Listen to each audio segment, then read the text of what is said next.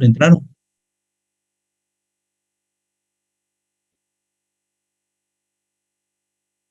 Porque a las 9 menos un minuto ya estaba la sala abierta. Supuestamente. Bueno, son detalles que aparecen a veces. Muy bien, entonces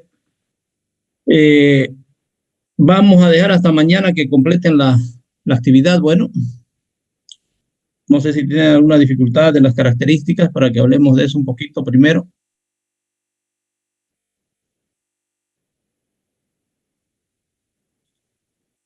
¿O está todo claro y no hice?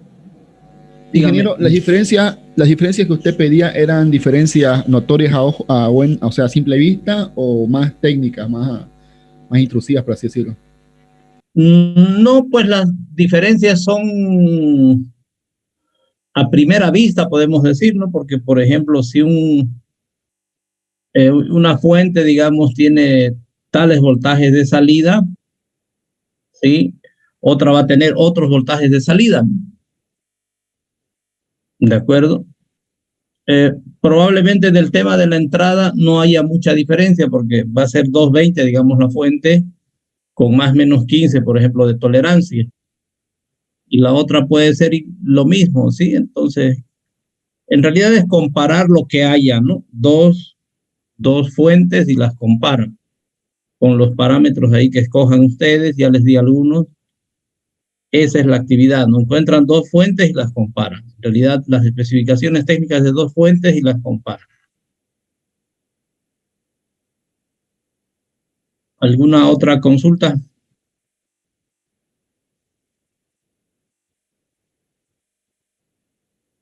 ¿Se entendió? Sí, sí. Bueno, muy bien entonces.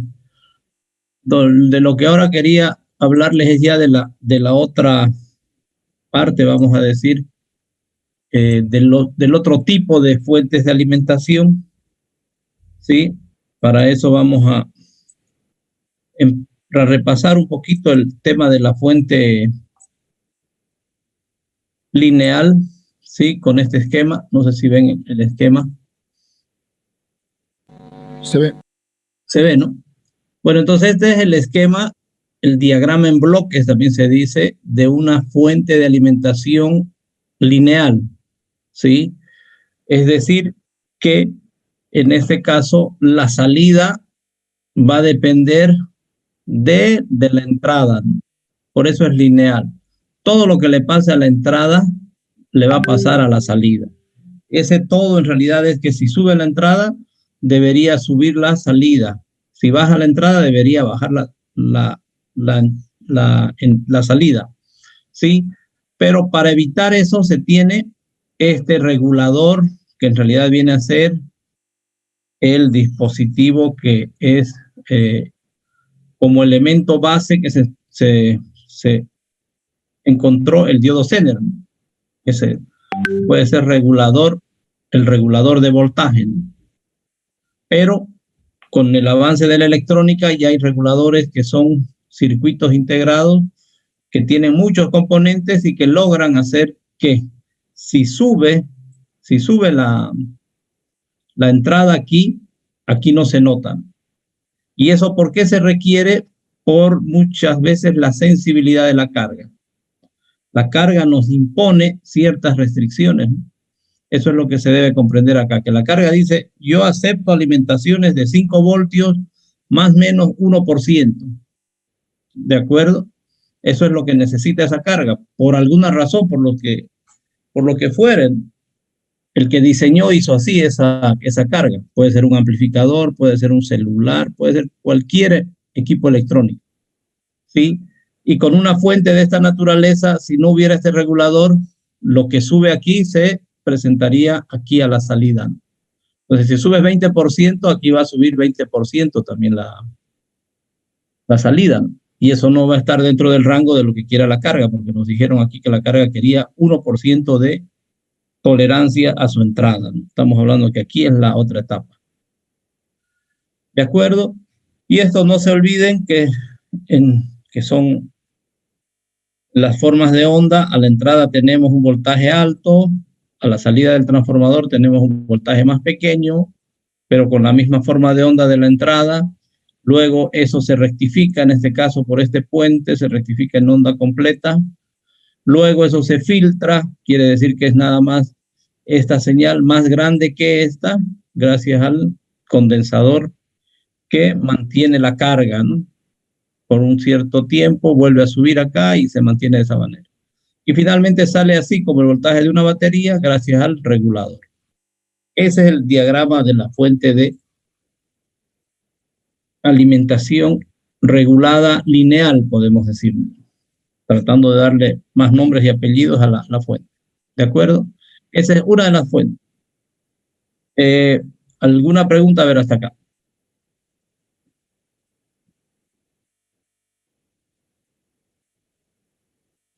¿Alguna duda?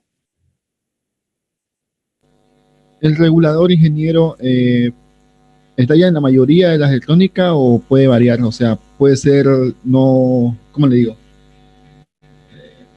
Usted especificó que es para la sensibilidad de la corriente, ya sea de un electrodoméstico o cualquier cosa, o electrónica, que no requiera más voltaje, pero que puede haber casos en el que por X motivo se pueda quemar o pueda dañarse y no proceda a causar daño. Es probable, o sea, lo que quiero entender es que si se daña el regulador, que ese daño no pase a la carga, estoy entendiendo, ¿no? En muchos casos sí va a pasar a la carga el daño, ¿no? Puede pasar.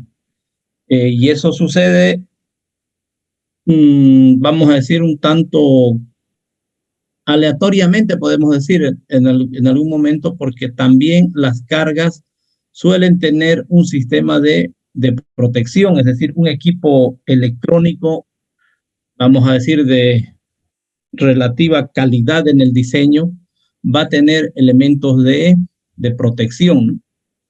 Entonces, si bien puede fallar la fuente, en este caso, si está fallando el regulador, está fallando también toda la fuente, entonces puede ser que haya un fusible, que haya algún otro tipo de elemento dentro de la carga para evitar el posible problema que se produzca. Y en este caso, bueno, se produjo ese problema, entonces ya ese elemento básicamente puede ser un fusible, va a estar para proteger la carga, ¿no? Es decir, eso va en la parte de seguridad del sistema, ¿no? ¿De acuerdo? Ok. ¿Alguna otra pregunta entonces? Ingeniero, una pregunta.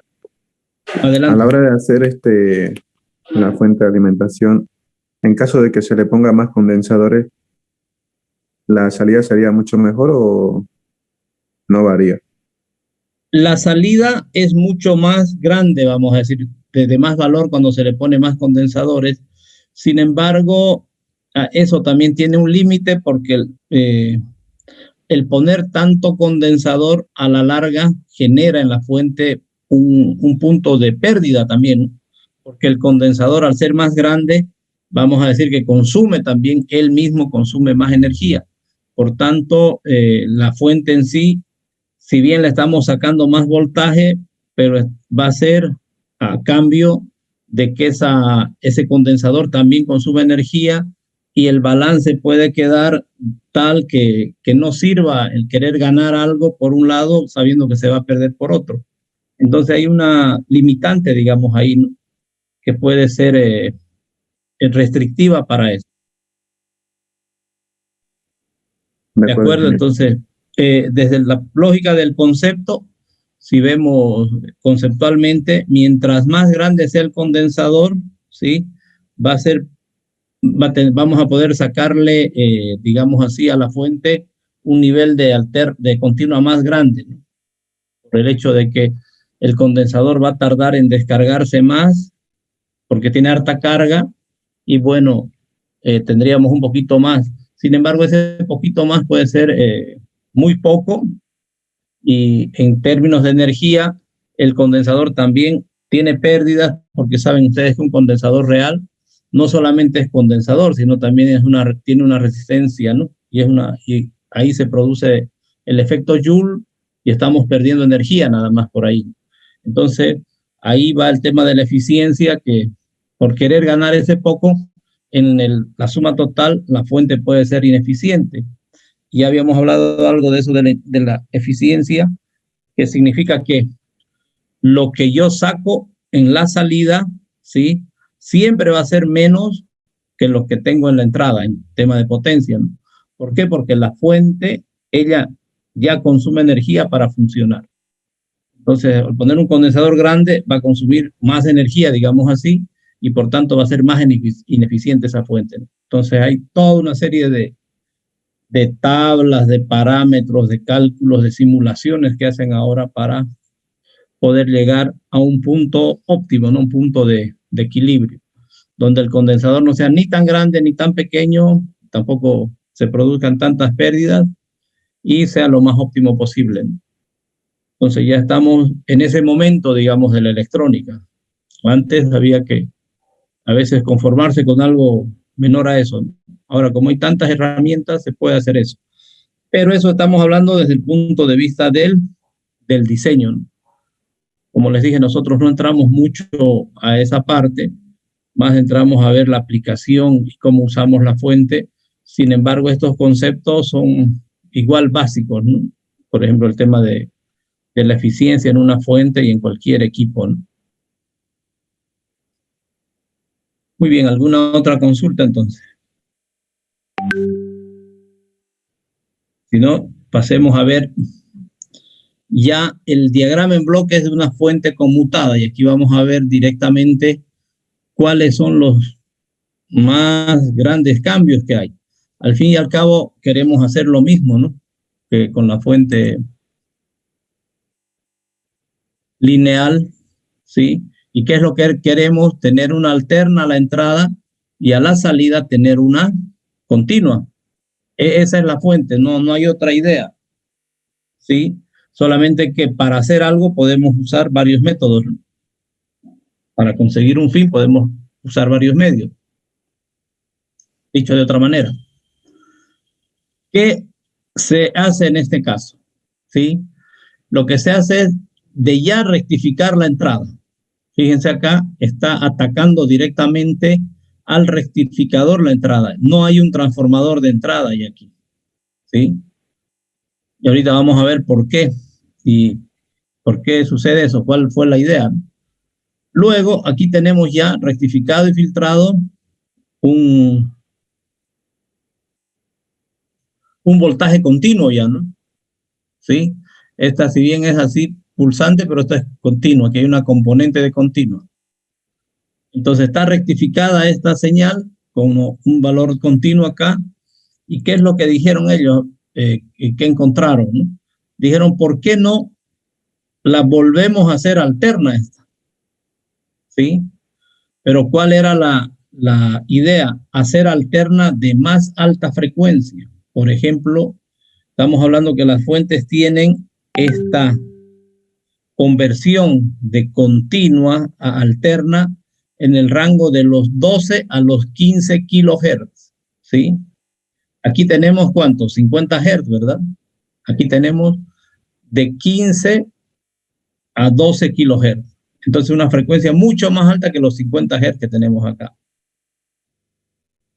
¿Por qué se fueron por este camino? Primero, porque habían ya los elementos de conmutación, como los transistores, para poder cortar esta señal y volverla de esta manera, ¿no? Y por otro lado, también, en este caso, tenemos acá ya un transformador, que al ser un transformador en la frecuencia de los 15 kilohertz, por ejemplo, es mucho, mucho más pequeño que un transformador a 50 hertz, ¿sí? Por la materia de transformadores, deben saber ustedes que el transformador o el tamaño del transformador depende inversamente de la frecuencia con la que trabaja el transformador. Entonces, mientras más grande sea la frecuencia con la que trabaja, ¿sí?, va a ser más pequeño el transformador. Y aquí, mientras más baja sea la frecuencia, más grande va a ser el transformador. Entonces, de esa manera se logró miniaturizar las fuentes de alimentación. ¿Por qué? Porque el tamaño más grande en una fuente de alimentación lineal es el tamaño del transformador. Gracias al tamaño y al peso del transformador, una fuente lineal de potencia, digamos 5 amperes, algo así, va a ser un equipo muy grande, una caja muy grande vamos a necesitar para eso.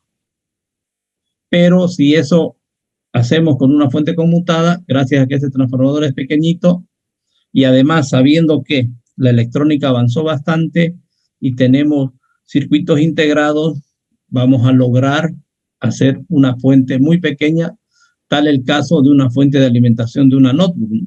O incluso la fuente de alimentación de una computadora, ¿no? Y ni qué se diga de otros equipos. Son fuentes muy pequeñitas gracias a que lograron implementar esta idea, ¿no? Entonces aquí la señal, aquí es alterna de alto voltaje, aquí reducimos, por ejemplo, a 12 voltios, aquí ya tenemos una alterna de 12 voltios. Y volvemos a rectificar esa alterna como hacíamos al principio y tenemos aquí una salida, vamos a decir, continua. ¿Cuál es la otra gran diferencia? Esta de acá, ¿no? Que hay toda una electrónica para controlar el switcheo de este transistor, la conmutación de este transistor, para componer o para generar, vamos a decir, esta forma de onda, ¿no? Entonces, toda esta electrónica hace eso y de esa manera nos permite además esta electrónica con esta tecnología que es la modulación de pulso codificado, modulación de pulso por amplitud de pulso, mejor dicho, o por ancho de pulso. Modulación por ancho de pulso significa esto, está en inglés, ¿no? ¿Qué significa eso? Que gracias a esta electrónica podemos además regular aquí el voltaje, ¿sí? Entonces ya sale regulada aquí la tensión para un cierto voltaje. ¿Cómo es que trabaja este elemento? ¿Sí? Si aquí la alterna sube, quiere decir que aquí hay mucho voltaje. Si eso sigue hasta acá, el voltaje va a ser alto. Entonces aquí detecta este sistema que el voltaje es alto, vamos a decir, en un ciclo, en un momento, y dice, no, lo que tengo que hacer es, por ejemplo, quitar el ciclo de conducción. Es decir, que esto sea más chiquitito, por eso es de amplitud de ancho de pulso. Este lo voy a hacer más chico. Hay menos energía, entonces, pasando. ¿Por qué? Porque aquí hay cero más tiempo. De esa manera, entonces, yo controlo y en este caso baja aquí la tensión, ¿no? Ahora, ¿qué pasa cuando esta tensión baja? Necesito más tiempo de conducción. Entonces aquí se detecta que baja la tensión, ¿sí? Y este sistema dice, no, ahora aquí tiene que haber mucha más conducción. Entonces esto crece, ¿sí? Crece, por ejemplo, hasta acá y ya hay más energía, ¿no? Porque vamos a pensar que estas partes de acá son las que son energía. Entonces, si esto muevo y hago más grandecito, creció la energía. Por tanto, aquí esto crece. Entonces, de esa manera estoy yo logrando también la regulación. ¿De acuerdo? Entonces, lo fundamental aquí es que gracias al transistor y los transistores y este tipo de componentes, logramos la conversión de esta señal continua en alterna. Y bueno, y este transformador más chico lo que hace es, desde la lógica que teníamos antes, de un voltaje de alto valor, bajar a un voltaje de bajo valor para sacar aquí una tensión que necesitemos, ¿no? 5, 12 voltios, etcétera. ¿De acuerdo? Esa es entonces la fuente o el diagrama en bloques, mejor dicho, de una fuente de alimentación conmutada, también regulada.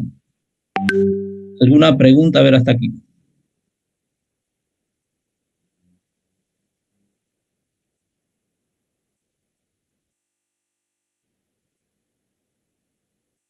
Estas imágenes y algo más les voy a compartir luego va a estar en Classroom, bueno, para que le den una revisada.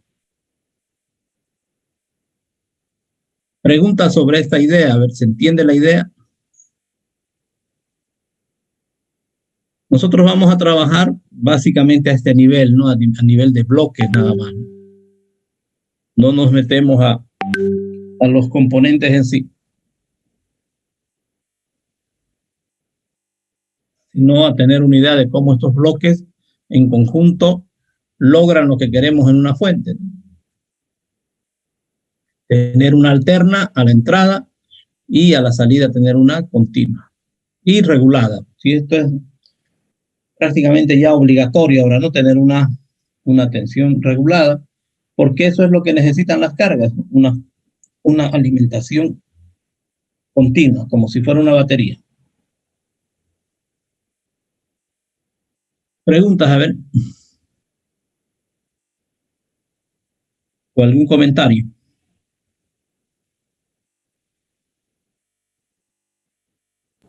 Ninguna pregunta, ingeniero. Todo claro. ¿Está claro? ¿Nadie tiene ninguna pregunta o algún comentario?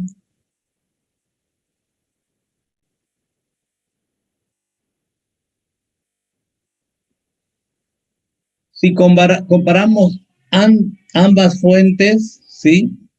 Es decir, la lineal y la conmutada, vamos a encontrar algunas ventajas y algunas desventajas en cada una de ellas. Por ejemplo, en el tema de una fuente lineal, desde el punto de vista de su estructura, es una fuente mucho más simple, ¿no? Por los bloques incluso que vieron. Está el transformador, rectificador, filtro, regulador y se acabó la fuente. No hay más complejidad. En el otro caso, si se fijan, hay más bloques, ¿no?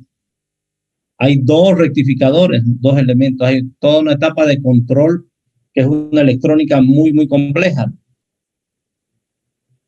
En este caso, nosotros solamente estamos mostrando los bloques, ¿sí? Y generalmente hacemos el estudio de esa manera, ¿no? Que nosotros empezamos por una caja y podemos ir disgregando esa caja en sus partes de a poco, ¿no? Y llegar hasta el nivel incluso de un componente, que no es nuestro caso, sino solamente disgregar en varios componentes de esa fuente, pero no entrar al detalle de cada uno de esos componentes. Entonces esa es una, vamos a decir, ventaja para la fuente lineal y desventaja para la otra, ¿no? La complejidad. Luego otra que es más patente es la ventaja que tiene la fuente conmutada, que en menor tamaño puede generar, tamaño físico quiero decir en este caso, ¿no? Puede generar o puede manejar potencias mucho más elevadas, ¿no? Mientras que la otra, para manejar ese mismo tipo de potencia, necesita cajas muy grandes, ¿no? Entonces esa es una desventaja que tiene la fuente de alimentación lineal con respecto a ese parámetro. Ahora bien, una desventaja también que tiene la fuente conmutada desde la lógica de la reparación es que la reparación no es muy fácil, es más difícil. Bueno, eso se puede tocar todavía desde esa lógica, aunque por el avance de la electrónica, en muchos casos ya no conviene reparar una fuente, ¿no? Ni económicamente a veces, ni en términos de tiempo, ni en términos de calidad de la solución. Entonces, ese es el otro tema. Pero si hablamos desde la lógica de la reparación, una fuente lineal es más fácil de reparar. Es más fácil de reparar que una fuente conmutada. ¿Por qué pasa esto? Porque en la fuente lineal yo puedo ir probando etapa por etapa en forma separada y de esa manera puedo llegar a la falla. En el caso de la fuente conmutada no puedo hacer eso, no se puede hacer eso. Es decir, ustedes no pueden decir, a ver, voy a sacar el control y voy a ver si está bien o está mal. Nada. Entonces tampoco puedo sacar, digamos así, la parte de conmutación solita y ver que funcione. No, tiene que trabajar todo en conjunto. Y eso hace en muchos casos más compleja o más difícil la reparación de una fuente conmutada. Esos tres elementos, entonces, en nivel de comparación de estas fuentes, hay que tomarlos en cuenta. Estamos hablando del diseño, de la forma de la fuente, que es más menos compleja en el tema de la lineal, un tema. Luego el tamaño de la fuente lineal es muy grande, la conmutada es pequeñita, y por el otro lado la complejidad en la reparación. La fuente lineal es fácil de reparar porque puedo ir probando etapa por etapa, y la fuente conmutada no. Tengo que probar todo junto y eso me lleva muchas veces a muchas dificultades para la reparación. Y cerrando esa idea de la reparación, ¿por qué decía que ya no era efectiva la reparación? Ya no es efectiva en realidad la reparación de muchas fuentes por el tiempo invertido, porque la mayoría de las fuentes van a ser fuentes conmutadas, ¿sí? Un tema hasta encontrar la falla es un tiempo invertido, ¿sí? Por otro lado, la poca disponibilidad de componentes para cambiar, ¿no? Salvo que hagamos lo que algunos dicen el canibalismo electrónico, ¿no? Tener varios equipos ahí que están mal e ir buscando piezas de ahí. De esa manera se suelen resolver estos temas desde el punto de vista de los repuestos, ¿no? Pero eso a qué nos puede llevar a que no garanticemos, no podamos garantizar a ciencia cierta la reparación esa y que nos va a durar un buen tiempo, ¿no? ¿Por qué? Porque estamos reutilizando componentes y probablemente no estemos reutilizando los mismos componentes incluso. De ahí que la fuente que reparemos al poco tiempo pueda volver a fallar. Entonces no va a ser una reparación que nos garantice, ¿no? Que nos dé confianza. Esa sería la limitante. Y como nos toma mucho tiempo hacer eso, además, ¿cuánto vamos a cobrar? No podemos cobrar poco. ¿Y qué pasa si cobramos mucho? No nos van a pagar. ¿Por qué? Porque una fuente no cuesta tanto, no puede ser más barato comprar una y cambiar y listo. Entonces, eso es lo que pasa en la actualidad, ¿no? Entonces, de esa lógica también hay que entender esa circunstancia, ¿no? Muy bien, a ver, ¿alguna pregunta hasta aquí? No es pregunta, pero sí como que sería un análisis, una deducción de que la mayoría de las cosas se están haciendo obsoletas, en pocas palabras. A ver, otra vez, no acabé de escuchar. O sea, no es una pregunta, pero más sería como un análisis de que al hacer las cosas más complejas, como que te obligan a comprar otra y sería como que le están haciendo más obsoleta. Claro, al hacerlas más complejas sí podrían estarnos obligando a eso, pero no se olviden también que esa complejidad hace que tenga más funcionalidad esa fuente, digamos, ¿no? Podemos decir que sea más confiable y que se dañe menos en el tiempo, ¿no? Que tenga más tiempo de duración, ¿sí? Y el otro tema es que la industria en realidad bueno, vamos a decir la humanidad ha llegado pues a ese momento, ¿no? De por ejemplo, en los países de primer mundo quieren, o voy a decir querían, no sé si quieren todavía, cambiar autos cada 2, 3 años, por ejemplo, ¿no? Y ahí estamos hablando de que ese auto, pese a que esté bien, pero bueno, por lo que llamamos el consumismo, se llega a eso, ¿no? ¿Y por qué también se llega a esto? Porque fíjense, si no se venden más autos, hacemos unos autos hermosos que duran 20, 30 años, esa industria, ¿cómo va a mantenerse? ¿Sí? Entonces, la humanidad ha llegado a ese momento, y esto es hablando más macro, ¿no? Más a ese nivel. Entonces, ¿qué pasa en todos los aspectos? Y la electrónica está más todavía en ese rubro, ¿no? Y peor con el tema de los celulares, ¿sí? Entonces, los celulares, por ejemplo, ¿cada cuánto tiempo sale un nuevo modelo? Ahí está el tema, ¿no? Entonces, el celular puede seguir sirviendo años, ¿no? Y sin embargo, también, ¿qué pasa ahí? En el tema de los celulares aparecen aplicaciones más pesadas, se tiene que manejar más memoria, etcétera, y queda el equipo, como dicen, ¿no? Ya obsoleto, pese a que esté bien, ¿no? ¿Por qué? Porque hay otros requerimientos, ¿sí? Y hemos llegado a ese punto, ¿no? O yo estoy hablando de eso así como humanidad, ¿no? Y muchas veces, bueno, la gente se deja llevar por eso, ¿no?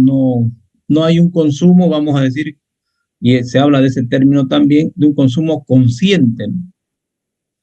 Ahí, por ejemplo, hay otro tema en el uso de las bolsas plásticas, ¿sí? Uno va y compra una cosita así y le dan bolsa, y a veces la gente, bueno, en su inconsciencia, si no le dan la bolsa, se enojan, ¿sí? Y pudiendo ese aparatito agarrar y ponerlo al bolsillo, ¿no? Y no necesitan una bolsa. ¿Y qué hacen con esa bolsa? Agarran el aparato, o sea, están andando, agarran el aparato, se lo meten al bolsillo, agarran la bolsa y la botan, eh, digamos, al suelo, ¿no? En la calle. Ahí están generando ya contaminación, digamos. Hemos llegado a ese punto como humanidad, ¿no? Y el tema es ese también, ¿no? De que si no hay ese consumo, las empresas no podrían vender tanto, ¿no? Y el tema es que, bueno, ¿qué hacemos, no? ¿Cómo hacemos? ¿Cómo cambiamos ese paradigma? Parece que ya llegó, sí, a su límite esa situación, que ya no vamos a poder seguir en esa lógica.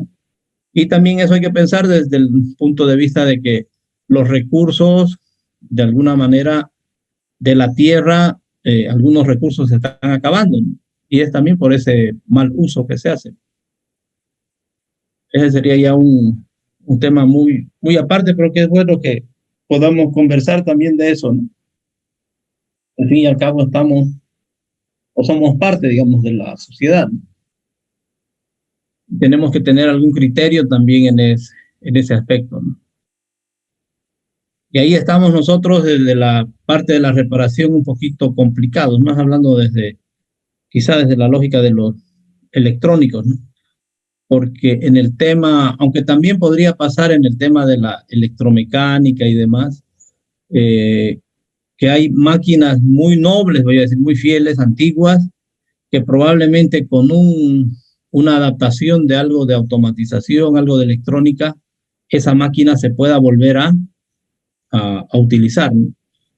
Pueda seguir trabajando y no se tenga que botar.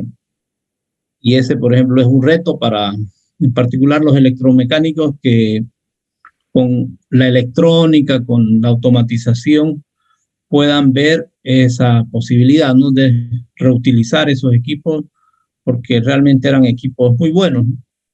Que duraban bastante tiempo, pero que ya al momento puede que sean obsoletos, ¿no? Por la tecnología, o también puedan ser ineficientes, consuman mucha energía, por ejemplo, ¿no? Pero si se hace un análisis de eso y se puede bajar el consumo de energía, por ejemplo, poniendo algún microcontrolador en alguna etapa del sistema ese, se pueda reutilizar lo grueso, ¿no? Y ahí estamos realmente aportando, ¿no? Dando una solución. Y eso, en muchos casos, primero pasa por el concepto este que les estoy diciendo, ¿no? Porque fíjense, lo más fácil es decir, bueno, a mí me contrataron, no, eso no sirve, sí hay que comprar otro, listo. Sí, eso es fácil. Eso es muy fácil. Hasta el dueño podría decir eso, bueno, ya compraré otro. Pero si logramos nosotros analizar, y estamos hablando de ese término de analizar, y ver que hay una solución de otro tipo, entonces ahí, y además estamos haciendo ahorrar recursos a la fábrica o al dueño de esa fábrica, o nosotros como dueños también estamos reutilizando recursos y usando mejor nuestros recursos, entonces es un buen tema, ¿no? Una buena cosa. ¿De acuerdo? ¿Algún otro comentario, alguna otra pregunta?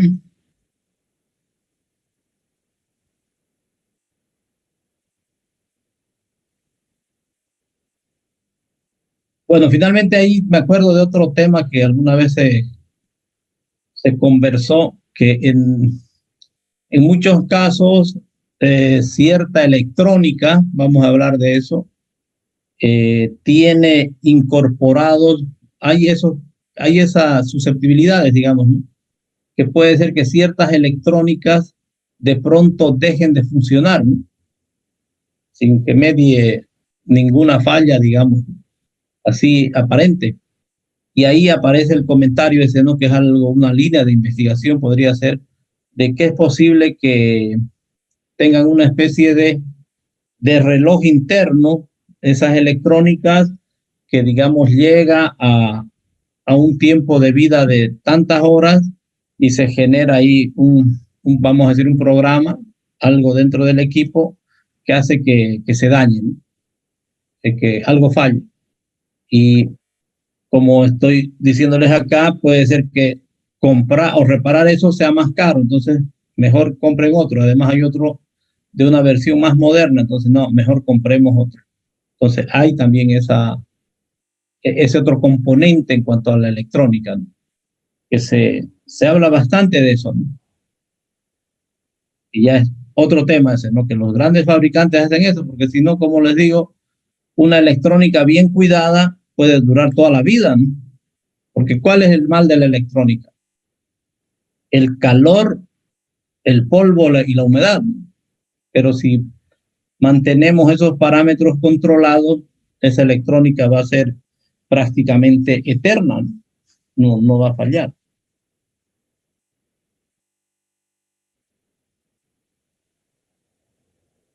Muy bien, entonces, ¿tienen alguna otra pregunta o consulta? Yo respecto a ese tema, Ángel, no hace Sí. mucho me pasó algo un poco similar. Conseguí una fuente bien sellada en negro. Yo quería adaptarlo para una fuente regulable variable, porque era una fuente conmutada y me arrojaba hasta 4 amperes. Entonces, lo que decidí, como ya venía una caja negra, quería reducirlo.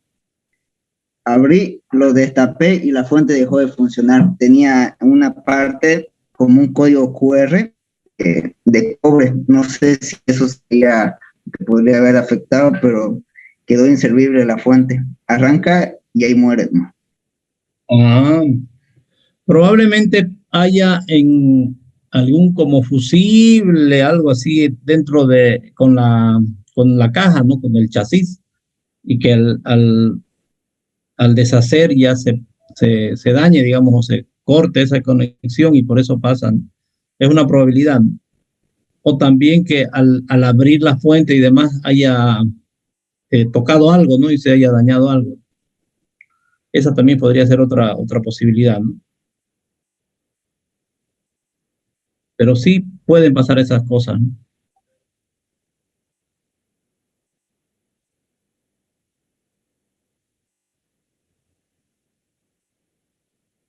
Bueno, entonces, si no hay más comentarios, les voy a compartir lo que corresponde a este tipo de fuentes para que le den otra revisada y concluyan para mañana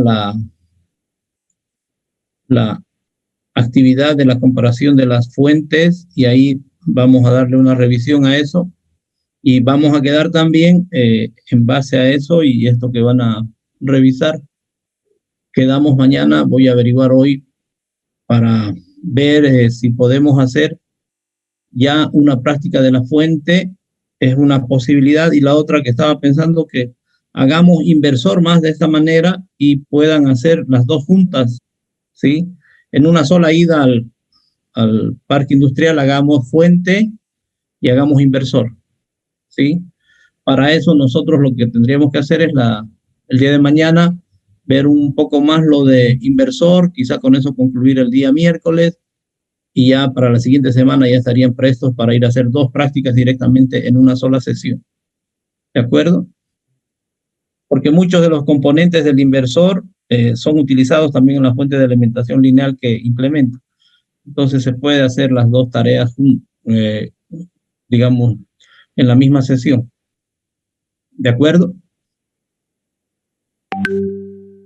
Bueno, jóvenes, entonces quedemos ahí, completen la actividad de la comparación y las otras también, ¿no? Para que vayan poniéndose al día.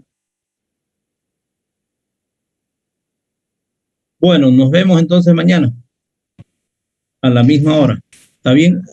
Listo, ingeniero. Perfecto, Mañana, ingeniero.